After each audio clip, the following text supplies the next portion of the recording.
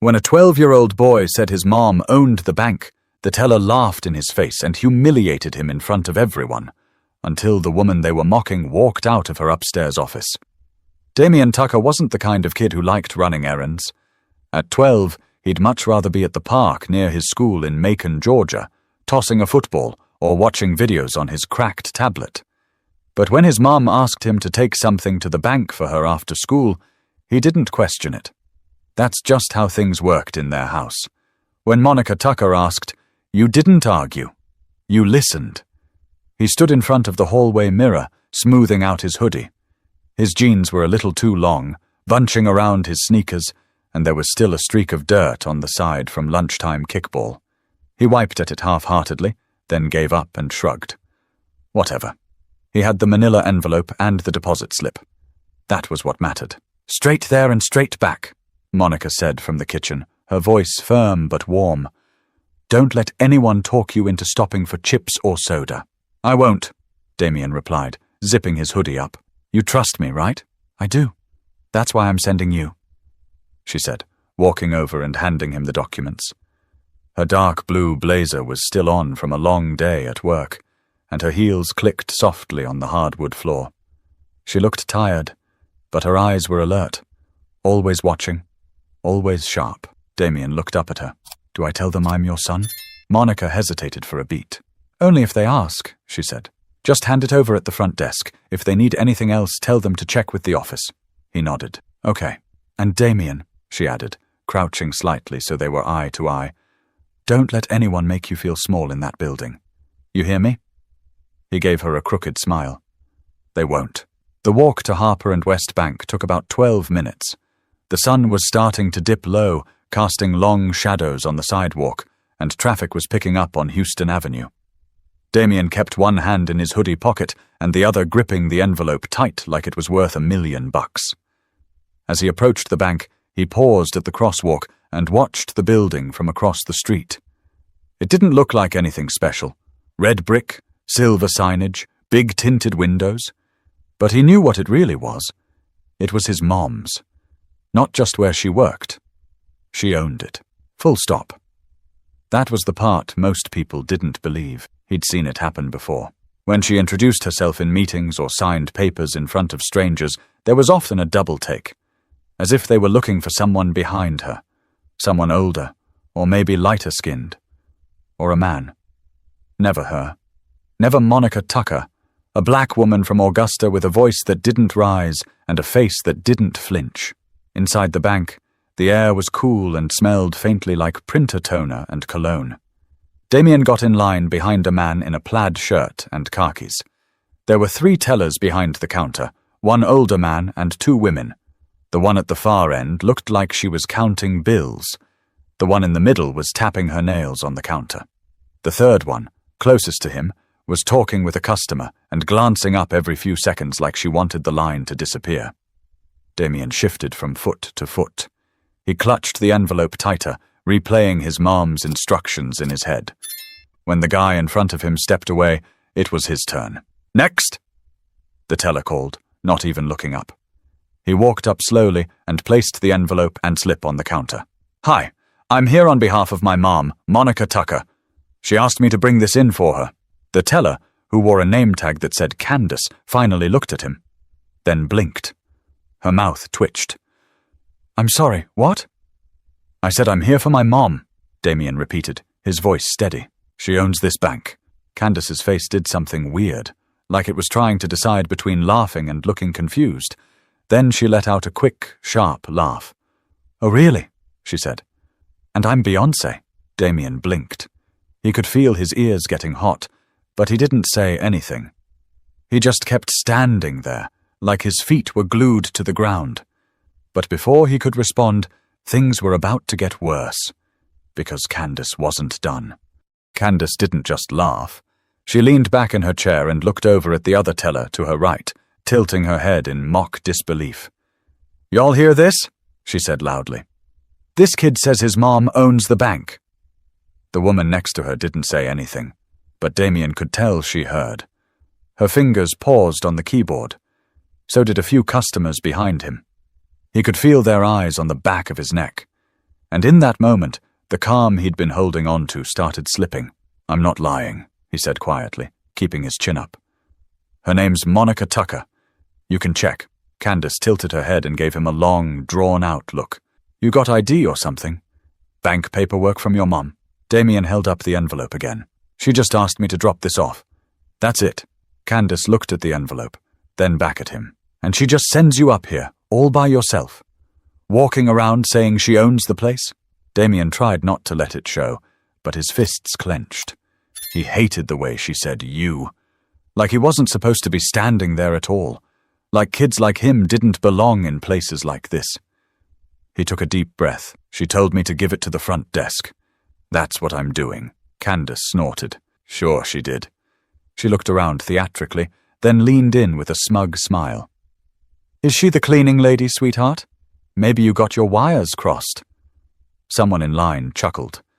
Damien turned slightly and caught a man in a blue windbreaker shaking his head with a smirk. His stomach twisted, and for a second he thought about walking out, just leaving the envelope and going home. But he didn't. He lifted his chin again. "No, she owns this building. Her office is upstairs."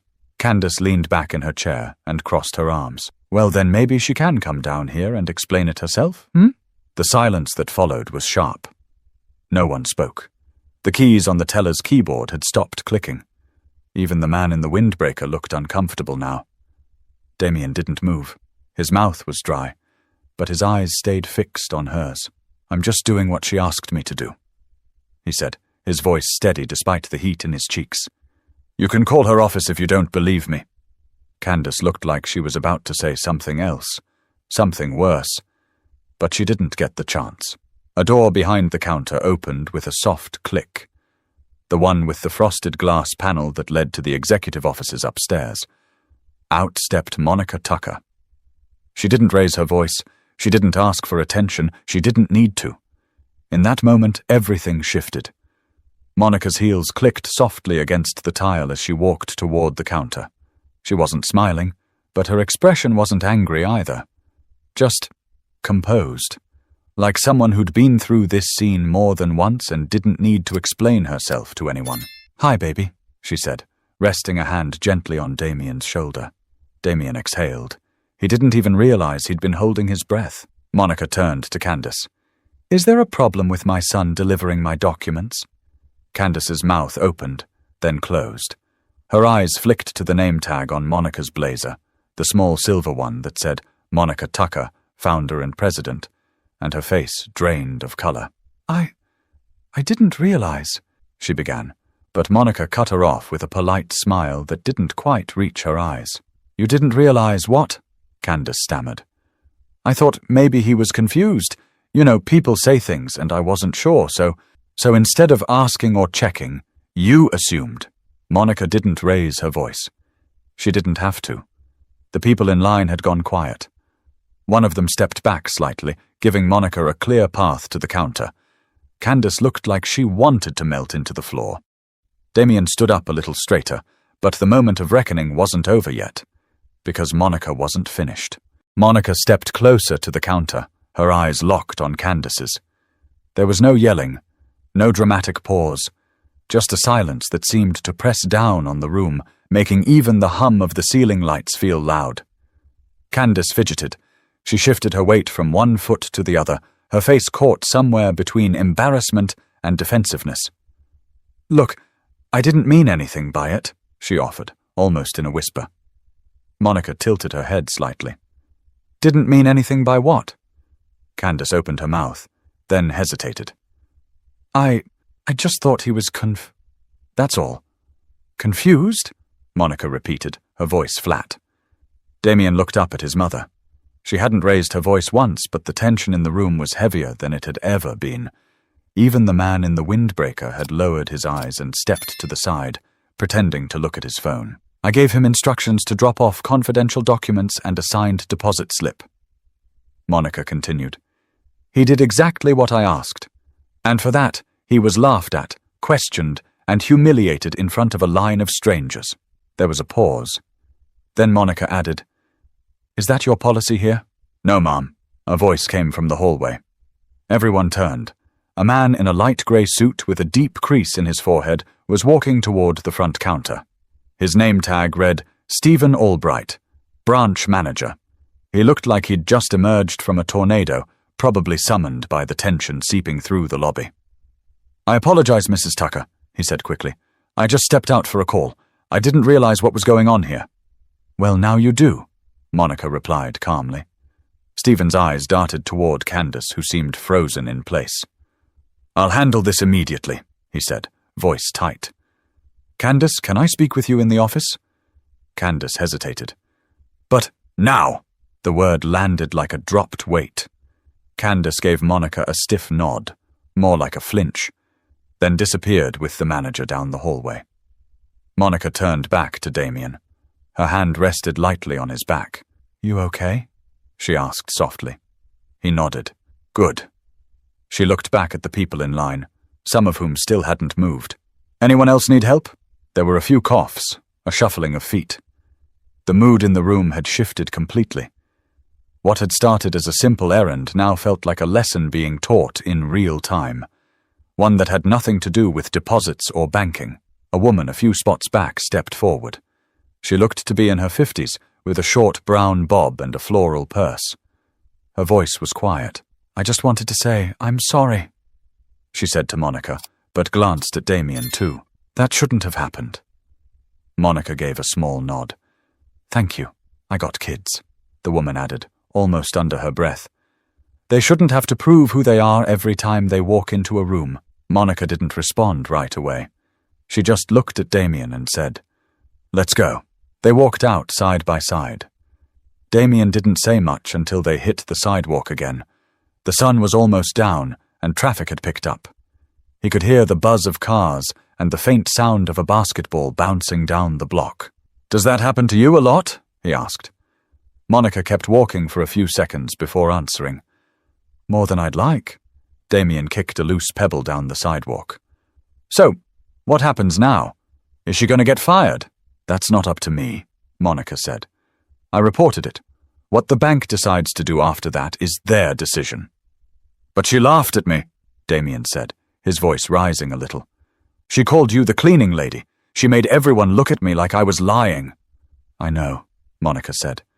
"And she'll have to sit with that, just like everyone who stood by and let it happen." They stopped at the crosswalk. "Listen," she said, turning toward him. "You handled yourself better than most adults would have. You didn't yell. You didn't storm off. You told the truth and stood your ground. That means something." Damien looked down. "Felt like I did nothing. You did exactly what I asked. And more." She smiled gently. "I'm proud of you." But even though they were walking away from the bank, the conversation was far from over, because Damien had more questions. They crossed the street, the signal blinking red just as they reached the sidewalk. Damien didn't say anything for a block. He just walked, hands deep in his pockets, shoes scuffing the pavement. Monica let him think. Then, finally, "Do you think she'll do that to other kids?" Monica glanced down at him. "Probably." "But why? You saw me. I wasn't being rude. I just told her who I was." "It's not always about what you do," Monica said. "Sometimes people walk around with ideas already in their heads. Doesn't matter what you say. Doesn't matter what you wear. Doesn't even matter how polite you are." Damien frowned. "So what's the point?" She paused before answering. "The point is, you don't change who you are just to make those people comfortable." They reached a quiet corner near a bakery that had closed for the day. The air smelled faintly of cinnamon and motor oil. Monica stopped, leaned against the railing in front of the shop, and looked out over the small parking lot. "You remember last year?" she said, "when I got that award from the Georgia Women in Business Group?" "Yeah," Damien replied. "You wore that red suit and made a speech." "I got there early, wasn't wearing the name tag yet. Went to the check-in table and the woman behind it asked if I was someone's assistant. Said she could seat me near the back so I wouldn't get in the way." Damien's eyes widened. "What?" Monica nodded. "I didn't get mad. I just told her I was the keynote speaker and kept walking." "Did she apologize?" "Eventually. But it wasn't about the apology. It was about her realizing she'd made the wrong assumption and I didn't need to shout to make my point. Damien looked down at his sneakers. They were still dusty, still scuffed, still his. So you just stay calm, not always calm, she said, but always clear. He nodded slowly, still trying to process. That lady in the bank looked like she saw a ghost when you walked out. She saw something she didn't expect. That's all. They stood there a minute longer before Monica pushed off from the railing. Let's get home. I've got leftovers and a headache. As they turned the corner, Damien asked, Are you going to tell Grandma? Monica smirked. Lord, no. Your grandma would have come down there with a church fan and a witness. He laughed. First real laugh since he walked into that bank. Later that evening, Damien sat at the kitchen table, pushing green beans around on his plate while Monica took a call in the other room. Her voice was low, serious. He couldn't hear much, but every now and then he caught a word. Training, incident, follow-up. When she returned, she looked more tired than before. Was that about the bank? Monica nodded as she sat across from him. They'll be reviewing it. HR will handle the next steps. Will they fire her? I don't know. That's not my job. My job was to report what happened, and to make sure you were okay. He poked at his food again. I was kinda mad, he admitted. That's okay. It's okay to feel mad, but don't let it live in you. You understand? He nodded, though he wasn't sure he did. Monica reached over and tapped the manila envelope that now sat on the counter. You did exactly what I asked. You followed through. You held your head up. That's something not everyone knows how to do, especially when people are trying to tear them down. He looked at her. Were you ever scared? Plenty of times, she said. But fear doesn't mean you stop moving. It just means you keep moving carefully. But even as Monica tried to move past the day, the situation at the bank wasn't finished, because consequences were already in motion behind closed doors. The next morning, Damien woke up earlier than usual. He didn't know why. Maybe it was the weight of yesterday still lingering in his chest. The envelope was gone from the counter. So was Monica. She'd left a note like she always did when she had early meetings. Eggs in the fridge. Be good. Love you. Mom. He sat at the table with a bowl of cereal, the spoon clinking against the sides. The house was quiet except for the creaks of pipes and the hum of the fridge. His mind kept going back to the way Candace laughed, how the man in line snickered, and the way his mom didn't even blink when she stepped in. At school, he barely heard what the math teacher was saying. During lunch, he sat with his best friend Jaden, but even the usual trash-talking over cafeteria pizza didn't hit the same. You good? Jaden asked, nudging his tray forward. Damien shrugged. Went to the bank for my mom yesterday. Lady behind the counter laughed in my face. Jaden stopped chewing. What? Why? Said she didn't believe my mom owned it, thought she was the cleaning lady or something. No way, Jaden said, his voice rising. What did you do? I told her again. Then my mom came out, shut it down without yelling once. Jaden whistled. Yo, I wish I'd seen that. Yeah, Damien said, but his voice was low. Still felt bad, though. Like, even after she saw my mom, I could tell she didn't respect her. Like she was embarrassed, not sorry. After school, Damien walked instead of catching the bus. He needed air. When he got home, Monica was just pulling into the driveway. She stepped out in flats, her heels swapped for comfort, her blazer folded over her arm. Got a minute? She asked, nodding toward the porch. They sat on the wooden steps, the sun sinking behind the trees, painting everything gold. Damien didn't speak right away. Monica waited. Why do people do that? He finally asked. Why assume stuff? Because it's easier than thinking, she said.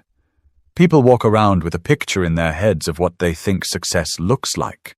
And when someone doesn't match that picture, they assume it's a mistake. He stared ahead. Feels like they don't see me unless I'm proving something.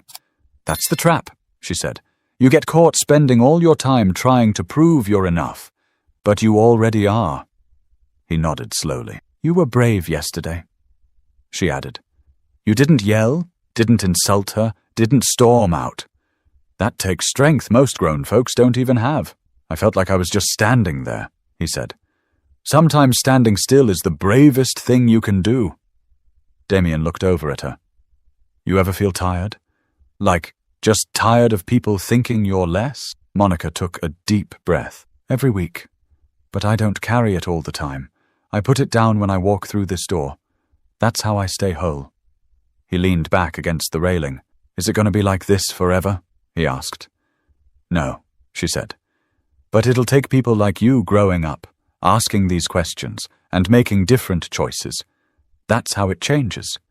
Slowly. One room at a time." Damien thought about that. "What if I mess up? Then you try again. Being right all the time isn't what makes you strong. Getting back up is." They sat in silence for a moment. Then Monica added, "You know, there's going to be other people like her. People who'll talk down to you, laugh, question everything about you. But you don't have to carry their ignorance." Damien looked at her.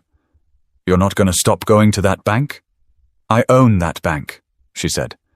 "Why would I leave?" He smiled. "Just a little. But it felt good."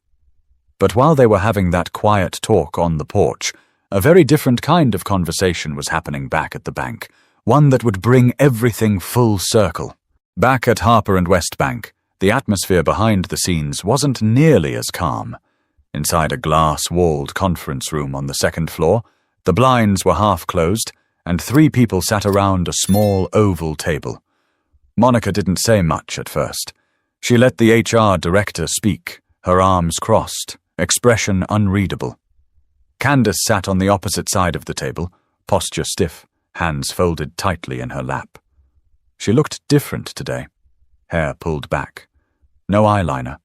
More muted, more cautious. Her eyes stayed low, flicking occasionally toward the glass as if wishing she could vanish through it. "I want to be clear," said Teresa Ung, the bank's Director of Human Resources. "This is a formal review. What happened at the front counter yesterday was a breach of protocol and falls under conduct unbecoming of a representative of this institution." Candace opened her mouth, but Monica raised a hand slightly. Not aggressive, just a motion that said, "Let her finish." "We've received 3 written statements from customers who witnessed the exchange," Teresa continued. "All 3 confirm that you mocked a minor, made a derogatory implication about his mother's profession, and refused to verify his information despite being presented with documentation." "I was caught off guard," Candace finally said. "I didn't mean—" Monica spoke for the first time. "You didn't mean for anyone to hear, or you didn't mean to say it." Candace looked up at her. "I didn't think he was telling the truth." "That much was clear?" Monica replied. Her tone wasn't angry. It was tired. There was a pause. Teresa looked between them, then nodded slowly. "You're being placed on administrative leave, effective immediately. Further decisions will be made pending internal review." Candace stood up abruptly, then hesitated. "Mrs. Tucker," she said, her voice low. "I'm sorry. Truly.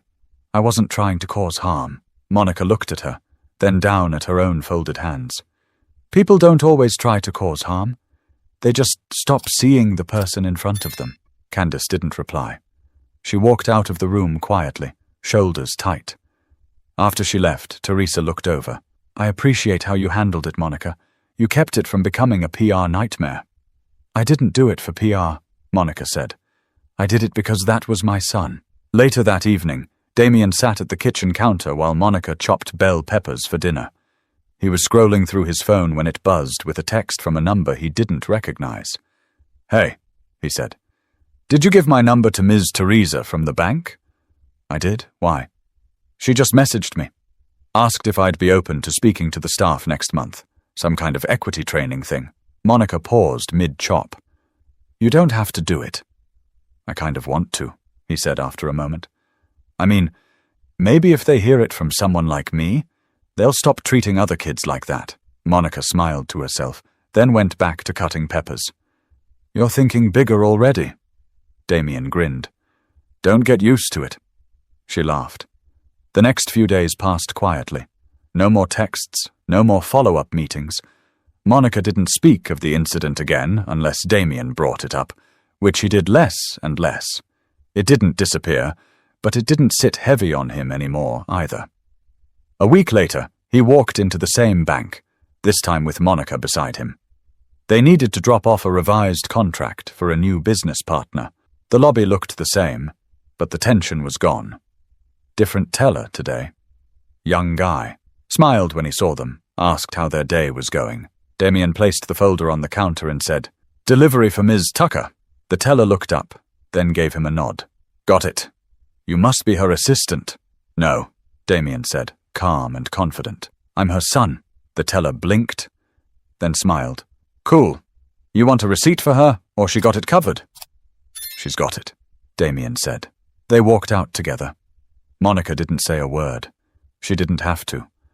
But as the door swung shut behind them, Damien felt something different. Like for the first time, he didn't have to prove anything at all. It was a warm Saturday in early spring when Damien returned to the bank again, this time by choice, and this time alone. Monica had mentioned needing to pick up a binder from her office, but she'd been swamped on calls all morning, so he offered to swing by and grab it for her. There was no hesitation in his step as he approached the building. No second-guessing like before. The last visit had left a mark, not the kind that stings, but the kind that makes you sharper, clearer. He opened the glass door and stepped into the lobby with ease.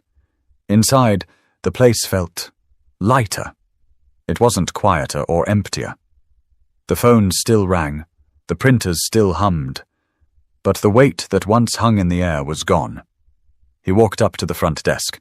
A new receptionist greeted him, an older woman with short hair and reading glasses. "Hi there, can I help you?" "I'm here for Monica Tucker," he said clearly. "I'm her son. She left a binder upstairs." The receptionist smiled warmly, without a hint of doubt. "Of course, Damien, right?" He blinked. "Yeah." "She told me you might come by. I'll have someone bring it down." As she turned to pick up the phone, Damien noticed a small flyer taped to the desk's edge. Community Voices Workshop. Special guest, Damien Tucker. The words were printed in bold above a grainy photo of him standing next to his mom at a ribbon cutting last year. He chuckled under his breath. "Really, Mom?" he muttered. The receptionist overheard and smiled. "She brags about you a lot." He rolled his eyes playfully, but felt a strange warmth in his chest. A couple minutes later, an assistant came down with the binder, tucked neatly in a red folder. As he left, someone walking in held the door for him. It was a man in his 30s, wearing work boots and a hoodie. "Thanks," Damien said. The man gave him a nod. "Your mom's the one who owns this place, right?" "Yeah. I heard what happened here a few weeks back," the man said. "Taught me something, to be honest.